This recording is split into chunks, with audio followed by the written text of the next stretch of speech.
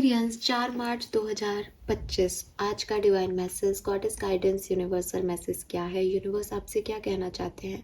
आज के दिन आपको क्या सुनने की ज़रूरत है, क्या ध्यान रखने की ज़रूरत है? ये गाइडेंस आज के पर्टिकुलर डे के लिए हो सकता है या फिर आपकी किसी ओवरऑल सिचुएशन के रिगार्ड में हो सकता है जिसमें भी आपको गाइडेंस की रिक्वायरमेंट है। लेट्स सी एक्वेरियस, यूनिवर्स की तरफ से, डिवाइन एंजल्स की तरफ से आपके लिए क्या मैसेज है 4 मार्च 2025 के लिए? Thank you so much.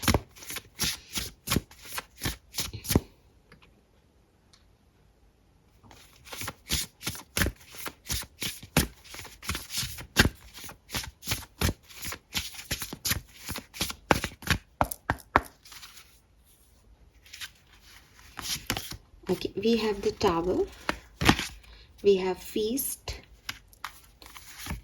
and we have storm.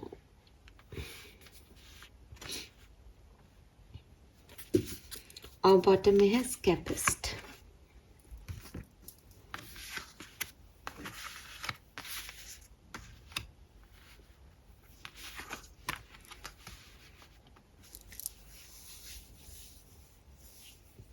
सो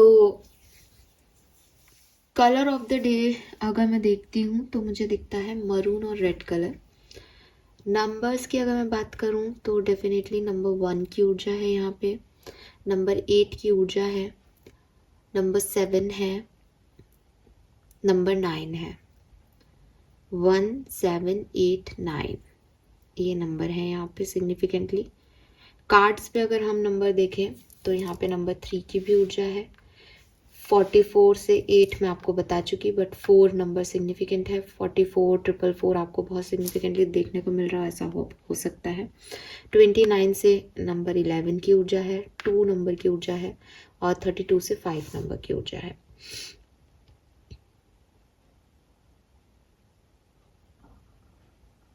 थोड़ी सी एनर्जी मुझे यहाँ लो लगती है, ठीक है, और रीडिंग करते हुए मेरी एनर्जी भी लो हो रही है, तो कुछ है, कुछ एनर्जीज का इशू है, आपको अच्छा नहीं लग रहा हो, आपको लो फील हो रहा हो, ये हो सकता है।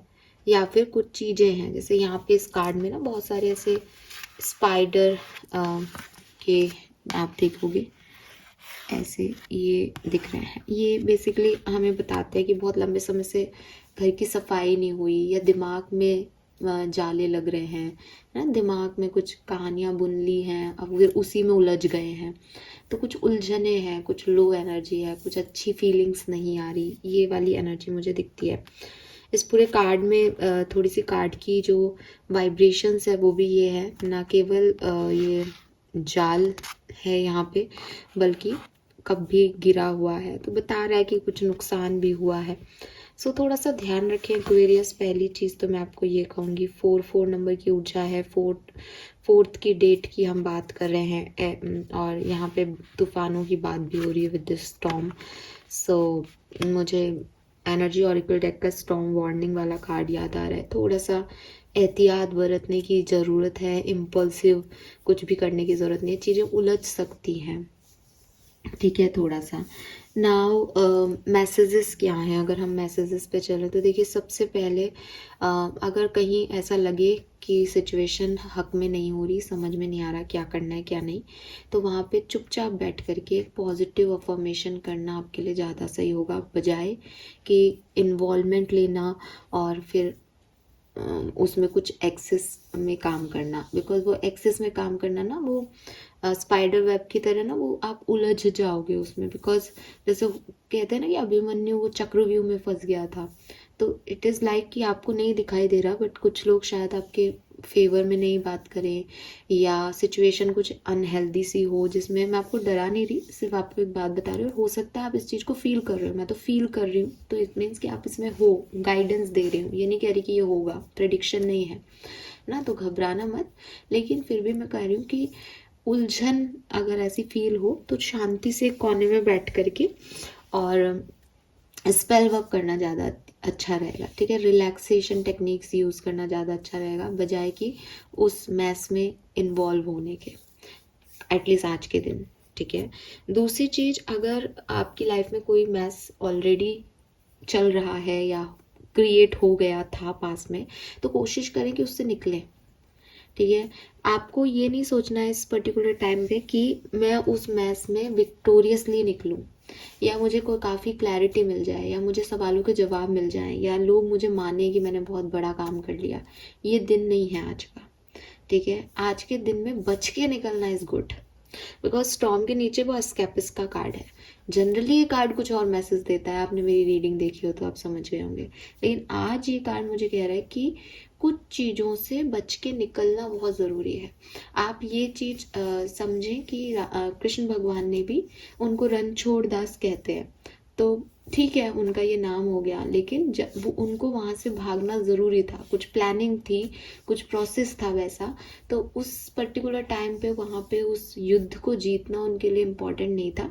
उन्होंने अपने ऊपर ये टैग लगवा लिया कि वो रणछोड़ दास है, लेकिन नीति जो होती है कि उनकी जो प्लानिंग थी उसके अकॉर्डिंग उनको वो चीज़ करनी थी। ठीक है, तो आप भी ये समझें कि हमेशा हर युद्ध उसी समय नहीं जीते जाते, कभी कभी चुप रह करके, शांत हो करके, साइड में बैठ करके ऑब्जर्व करने से भी काफ़ी चीज़ें रिजॉल्व हो जाती है। तो क्लियरली तूफान आया हुआ हो तो तूफानी समुद्र में नाव लेके नहीं जाते एक्वेरियस, डूबने का खतरा रहता है। बजाय इसके समझदारी इसमें है कि हाँ थोड़ा सा डिले हो रही है सिचुएशन, लेकिन मैं शांति से यहाँ पे बैठा हूँ क्योंकि मुझे जिंदा रहना है। जब ये तूफान शांत हो जाएगा तब मैं आराम से नाव लेके निकलूंगा, मुझे मरने नहीं जाना। ठीक है, तो बेवकूफ़ी मत करना, इम्पल्सिव एक्शन लेके समझदारी से एक्शन लेना। और अभी के लिए, आज के लिए तो यही मैसेज है कि चुपचाप रह करके स्पेल वर्क करो, मैनिफेस्ट करो, रिचुअल्स करो। मैस में जितना कम पढ़ोगे उतना अच्छा है। फिर भी बाय चांस किसी मैस में उलझ जाते हो, क्योंकि देखो लाइफ अपने हिसाब से चल रही है, आपके कितना ही सोचने समझने से वो चीज़ें नहीं रुकने वाली जो होनी है। तब भी जो हो जाए उसको उस समय जैसा हो जाए वैसा समझ के अपनी तरफ से कोई एक्स्ट्रा एफर्ट जीतने के या उससे निकलने के मत लगाना। शांति से कॉर्नर में आ जाना। इंसल्ट हो तो इंसल्ट भी सह लेना। खामोशी आपकी सब कुछ बाद में आंसर कर देगी लोगों को। ठीक है, अभी के लिए, आज के लिए सही नहीं है कि आप चीज़ों में इन्वॉल्व हो। नेक्स्ट, अगर आपने अपने कोई फिटनेस गोल बनाए हैं और आप उन्हें फुलफ़िल नहीं कर रहे हैं, तो इट्स हाई टाइम कि आप उन्हें फुलफ़िल करें, कि अपनी फ़िटनेस पे ध्यान दें और एक्सरसाइज करें, योगा करें, प्राणायाम करें। आपकी हेल्थ, आपकी फ़िज़िकल हेल्थ, आपकी मेंटल हेल्थ वो मांग रही हैं, डिमांड कर रही हैं कि भाई थोड़ा बहुत तो वो काम करो जो कि आपकी हेल्थ के लिए ज़रूरी है। सिर्फ भागी भागी ज़िंदगी जीने से कोई फ़ायदा नहीं है। ठीक है, सो थोड़ा सा आपको अपनी हेल्थ की तरफ, चाहे वो फिजिकल हो चाहे मेंटल हेल्थ की तरफ कैसे ध्यान दोगे कि अगर मान लो आप सेम रूटीन जी रहे हो तो एक बोरियत आ रही है। ठीक है, तो थोड़ा चेंज करो, खुद को एक एडवेंचर टूर दो या थोड़ा सा रिलैक्सेशन के लिए टाइम दो खुद को। और फिजिकल, अगेन फिटनेस पे ध्यान दो। ठीक है, सीढ़ी चढ़ते हुए आपको थकान हो जाती है, ज़्यादा लंबे समय तक चल लेने से आपको थकान लगती है, तो वर्क ऑन इट। देन मुझे लगता है कि ये जो टाइम है, यूनिवर्स आपसे कह रहे हैं कि हो सकता है आपके कुछ गोल यहाँ अचीव नहीं हो रहे, आपको लग रहा है कि बहुत पेशेंस सिखा रही है लाइफ आपको और ये फुलफिलमेंट नहीं हो रहा, बट यूनिवर्स आपको कह रहे हैं कि जब कोई किताब लिखी जाती है, तो जब हम किसी नॉवल को स्टार्ट करते हैं, मेरे साथ तो ये होता है। ठीक है, एक टाइम आता है उस नॉवल को पढ़ते पढ़ते जब लगता है कि इसका एंड कहाँ है ना। चाहे हम कितने भी नॉवेल्स पढ़ते हो, किताबें पढ़ने का शौक मैं भी रखती हूँ, लेकिन हर नॉवल, बहुत कम रेयर नॉवल ऐसे होते हैं जिनको आप डेली पढ़ रहे हो और वो बहुत अच्छे से लिखे हुए हैं, तो आपको ऐसा नहीं लगता कि एंड कब होगा। लेकिन काफ़ी नॉवेल्स में ऐसा होता है कि एक स्टेज ऐसी आती है कि अब ये ख़त्म करना है। ठीक है, ख़त्म करना है तो हम दो दो लाइनें जो है वो फटाफट फटाफट पढ़ने लगते हैं, या हम उतने इंटरेस्ट से, जितने इंटरेस्ट से शुरू किया होता है नॉवल, उतने इंटरेस्ट से उस मिडिल पोर्शन पे नहीं होते। हमें लगता है बस एंड क्या है, इसका एंड बता दो। ठीक है, सो वो आपके साथ हो रहा है। आपको ये समझ में नहीं आ रहा कि इतना कुछ करने के बाद, इतनी सारी प्लानिंग, इतनी सारी हार्ड वर्क, इतनी सारी पावर, इतना सारा करेज दिखाने के बाद भी सिचुएशन में कुछ रिजल्ट्स क्यों नहीं आ रहे, आउटकम क्यों नहीं आ रहे, ये प्रोसेसिंग इतनी स्लो क्यों है, लो क्यों फील हो रहा है जबकि मैं सब कुछ कर रहा हूँ या कर रही हूँ। तो यूनिवर्स आपको ये कह रहे हैं यहाँ पे कि जब तक आप आउटकम के पीछे भागते रहोगे ना एक्वेरियस, जब तक आप ये सोचते रहोगे कि मैंने ये पढ़ाई कर लिया मेरा रिजल्ट आ जाए, तब तक आपके लिए ये परेशानी बनी रहेंगी। ये सिर्फ 4 तारीख की बात नहीं कर रही, ये मैं आपकी ज़िंदगी की बात कर रही हूँ। जब जब आप ये लाइफ में सोचोगे कि मैंने ये काम किया, मुझे इसका आउटकम दे दो, मैंने ये एग्ज़ाम दिया, अब रिजल्ट मेरे फेवर में अभी आ जाए, ये आपको डिस्टर्ब करेगा। क्योंकि ये आपको नहीं, ये लाइफ की किसी भी सिचुएशन में किसी भी इंसान को डिस्टर्ब करेगा। ये सोच डिस्टर्ब की है कि मैंने काम इसलिए किया कि मुझे आउटकम मिल जाए। वहीं आप ये समझें कि life is a journey, life destination नहीं है, ठीक है, लाइफ एक जर्नी है। तो आप कहाँ पहुँच रहे हो, कब घर आ रहा है, कब आप घूमने के लिए जा रहे हो, वो डेस्टिनेशन आ रहा है, वो मैटर ही नहीं कर रहा है इस पूरी कहानी में। मैटर ये कर रहा है कि आपने इस कहानी को जिया कैसे।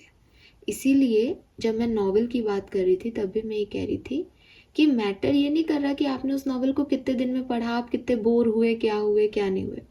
मैटर एट द एंड ये करेगा कि उस नॉवेल की कहानी का अंत क्या था, ठीक है। तो आप जो इतनी हड़बड़ी दिखाते हो, वो उसमें भी यही प्रॉब्लम रहती है नॉवेल पढ़ने में भी, कि हम आउटकम चाहते हैं कि अच्छा ये लिख रहा है, ये हो रहा है, तो इसका आउटकम क्या होगा, इसका एंड क्या किया होगा राइटर ने। तो दिमाग में वो थॉट आ जाता है। ऐसे ही लाइफ को जीते जीते भी हमको लगता है अरे यार कितना कुछ कर लिया, अब ये तो हो ही नहीं रहा जो मैं चाह रहा हूँ, तो यहाँ फंस जाते हैं आकर के। ये नहीं करना है ना। नॉवेल में ये चीज़ सही है क्योंकि उससे आप नॉवेल की कहानी जिसने लिखी है उसने क्या सोच के उन पात्रों को वो चीज दी है, वो मिस करते हो कहीं ना कहीं। और रियल लाइफ में भी यही सब मिस हो रहा है कि जर्नी है, अब जर्नी में भाग रहे हो, ठीक है, कि ये नहीं, यहाँ ये नहीं जीना मुझे, मैं छलांग लगा के आगे बढ़ जाऊं। तो जो एक्सपीरियंसेस हैं वो समझ में नहीं आ रहे आपको, या आप उनको एंजॉय नहीं कर रहे, कहने का मतलब है, जबकि वो एंजॉय करने लायक हैं, ठीक है। पेन में भी अगर कोई इंसान जीता है तो वो एक्सपीरियंस है। जब उस पेन से निकल के एक हैप्पी एनर्जी में जाते हो तो पीछे मुड़ के देखते हो तो याद आता है कि वो गॉड कितना कुछ झेल के आ गए यार, खुद पे एक प्राउड फील होता है। लेकिन जो लोग पेन से भागे वो ये प्राउड कभी फील नहीं कर सकते, वो अपने आप को किंग और क्वीन कभी नहीं मान सकते, बिकॉज उनको पता है कि ऐसी सिचुएशन फिर आएगी तो वो फिर भागेंगे, क्योंकि वो उस तरीके से एक्ट नहीं कर रहे जिस तरीके से यूनिवर्स करवाना चाह रहा है। और उनकी लाइफ में वो सिचुएशन दोबारा दोबारा आती है क्योंकि वो लर्निंग नहीं ले रहे, वो एक्सपीरियंस नहीं ले रहे। तो ये चीज़ है।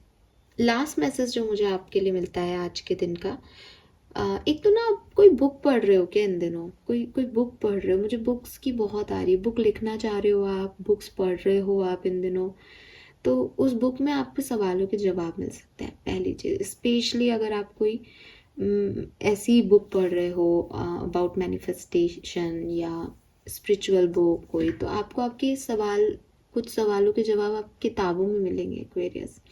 मुझे बुक्स की बहुत ऊर्जा आ रही है यहाँ पे, या फिर आप सच में कोई नॉवेल ही पढ़ रहे हो भाई, ठीक है। सो नेक्स्ट जो मैसेज है, फाइनल मैसेज, वो ये है कि लाइफ में जितना मिठास है ना, जितना मीठे एक्सपीरियंस है, उतने कड़वे एक्सपीरियंस भी हैं, खट्टे एक्सपीरियंस भी है, और दोनों की अपनी इम्पोर्टेंस है। कहते हैं ना, ज़्यादा मीठा डायबिटीज़ कर देगा आपको, ज़्यादा खट्टा आपकी एसिडिटी कर देगा, लेकिन अगर बैलेंस में हो चीज़ें तो अच्छा रहेगा आपका हेल्थ। लाइफ का भी यही चल रहा है आपकी, कि आप सोच रहे हो कि अच्छे अनुभव शायद कम है, तो यूनिवर्स कह रहे हैं एक बार देखो जरा, एक बार कैलकुलेट करके देखो, लाइफ ने क्या कभी कुछ अच्छा नहीं दिया, और फिर देखो लाइफ ने क्या बुरा ही बुरा दिया। आपको रियलाइज़ होगा कि हाँ, मेरे पास कुछ अच्छे पल भी हैं जिए थे मैंने, और मेरे पास कुछ बहुत बुरी यादें भी हैं जो मैं नहीं जीना चाहता था या जीना चाहती थी, वो मेरे साथ हुई। तो ये स्वीट और सॉर का कॉम्बिनेशन है आपके लिए ज़िंदगी, और ये ऐसी ही होती है, ये सबकी ऐसी है, आपकी नहीं, ठीक है। तो इस चीज़ को समझें आप, और इस चीज़ को जब आप समझेंगे तो आप अपने बुरे समय से भागना छोड़ देंगे। कि आपको कोई कह रहा है कि यार एक्वेरियस, ये चीज़ तुम्हारी जॉब, मैं एग्जांपल दे रही हूँ कि तुम्हारी जॉब है ना, ये चली गई, यहाँ पे तुम बेरोजगार हो रहे हो यार 1 महीने के लिए। मैंने लाइक कि नहीं नहीं, मैं बेरोजगार नहीं हो सकता, ऐसा तो हो ही नहीं सकता, मैं पैर पकड़ लूँगा लेकिन मुझे बेरोजगार नहीं होना। तो आप उस एक्सपीरियंस से भाग रहे हो एक तरीके से, आपको लग रहा है कि आप उस बेरोजगारी वाले फेज़ को एक्सपीरियंस नहीं कर लोगे और उसके लिए आप कुछ भी तिकड़मबाजियाँ लगा लोगे, पीपल प्लीजिंग कर लोगे या कोई और चीज़ कर लोगे, लेकिन आपको वो 1 महीने के लिए बेरोजगार नहीं होना। यूनिवर्स आपको कह रहा है कि हो सकता है उस 1 महीने की बेरोजगारी में जब तुम बैठो तो तुम्हारे दिमाग में कोई बिजनेस आइडिया आ जाए, ठीक है। हो सकता है उस 1 महीने में बैठने में तुम्हारे पास कोई और अच्छी जॉब का ऑफर आ जाए जिससे इस 1 महीने की सैलरी क्या 2 महीने की सैलरी 1 महीने में मिल जाए। तो जब आप फ्यूचर की बात कर रहे हो, जब आप एक अनसर्टेनिटी के बारे में बात कर रहे हो, तो इतना डिस्टर्बेंस क्यों होना लाइफ में।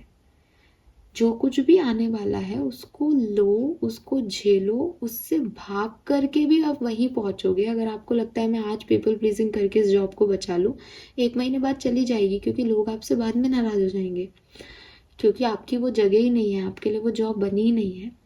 तो ये रिश्ते भी हो सकते हैं, ये लाइफ का कोई भी एक्सपीरियंस हो सकता है। फोर्स मत करो चीज़ों को, भागो मत चीज़ों से, एक्सपीरियंस करो उसे। ये मैसेज है कुल मिला के, ठीक है।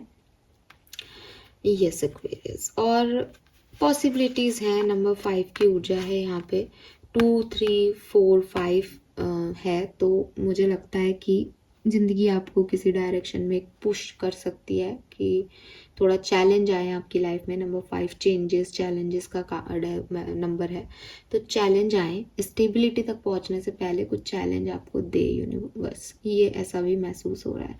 बट आपको ये नहीं सोचना है कि नॉवेल के बीच में आपको कैसा फील हो रहा है, इम्पॉर्टेंट ये है कि नॉवेल का अंत कैसे करना है, ठीक है, कहानी का अंत क्या करना है।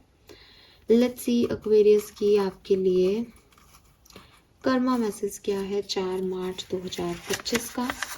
We have protection, take blessing from elders. तो आपको डरने की ज़रूरत नहीं है, ठीक है। अगेन अगर आपको लग रहा है कि हाँ मैम आप सही कह रहे हो, एक अजीब सा लो एनर्जी लग रही है, तो अपने एल्डर्स की ब्लेसिंग लेके घर से निकले, ठीक है। और आपके पास है भी उनकी तरफ का प्रोटेक्शन, तो आपको फालतू की ओवर थिंकिंग करके नेगेटिव होने की ज़रूरत बिल्कुल भी नहीं है।